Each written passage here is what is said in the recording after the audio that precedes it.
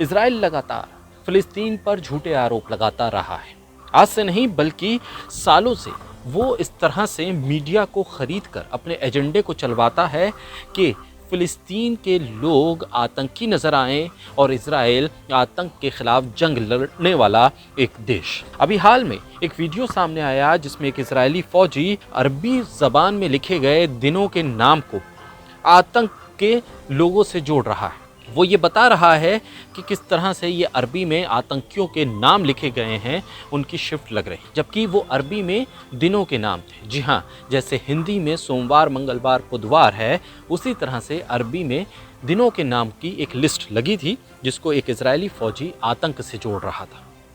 ये ठीक वैसा ही है जैसे सड़े हुए समाज को 6 महीने के मासूम बच्चे भी आतंकी दिख रहे हैं और मीडिया इस प्रोपेगेंडे को चला रहा है। लगातार झूठ और मीडिया के प्रोपेगेंडे के सहारे ही अब तक इजराइल अपने नरसंहार को जस्टिफाई करता रहा है। ये पहली बार नहीं है जब इजराइल झूठ फैलाकर फिलिस्तीन को टारगेट कर रहा हो। इससे पहले भी इजराइल के आका अमेरिका ने भी झूठ के सहारे इराक, सीरिया, अफगानिस्तान को तबाह किया, ये कहकर कि इराक में विनाशकारी हथियार हैं, तानाशाही है, लोकतंत्र लाने के नाम पर उसने इराक से लेकर अफगानिस्तान तक पर हमले कर दिए। विनाशकारी हथियारों को ख़त्म करने के नाम पर झूठ फैलाकर इराक को बर्बाद कर दिया, हज़ारों इराकियों को मौत के घाट उतार दिया। यही सीरिया में और यही अफगानिस्तान में अमेरिका ने किया, झूठ और प्रोपेगेंडे के सहारे इन मुल्कों को बर्बाद कर दिया। यही झूठ अब इजराइल फिलिस्तीन और हमास के लिए फैला रहा है।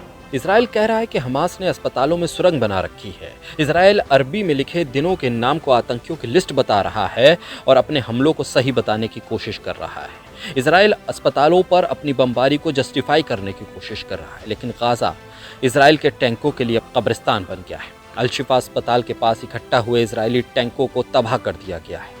गाज़ा की सड़कों पर इजरायली सैनिकों की लाशें बिखरी हुई। पहली बार इजराइल ने माना है कि उसने ऑपरेशन 200 फिर से लॉन्च किया है ताकि इजराइल इस ऑपरेशन के जरिए गाज़ा में फंसे अपने सैनिकों को बचा सके। इसका नतीजा है कि नेतन्याहू को अमेरिका सहित कई लोगों ने सलाह दी कि गाज़ा में उतरने की जल्दबाजी ना करें। अब इजराइल के लिए ये गाज़ा कब्रिस्तान बन रहा है। इजराइल अपने सैनिकों की लाशों को हेलीकॉप्टर के जरिए अस्पतालों और कब्रिस्तान तक पहुंचा रहा है। गाज़ा से लौटने वाले इजरायली सैनिकों में किसी के पैर नहीं हैं तो किसी के हाथ नहीं।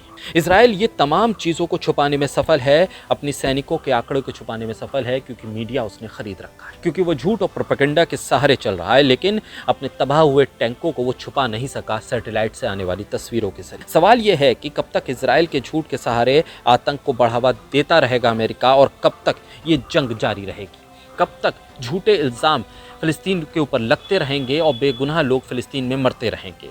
आखिर इस झूठ का अंत कब होगा? आखिर ये दुनिया कब इस जंग को रोकेगी?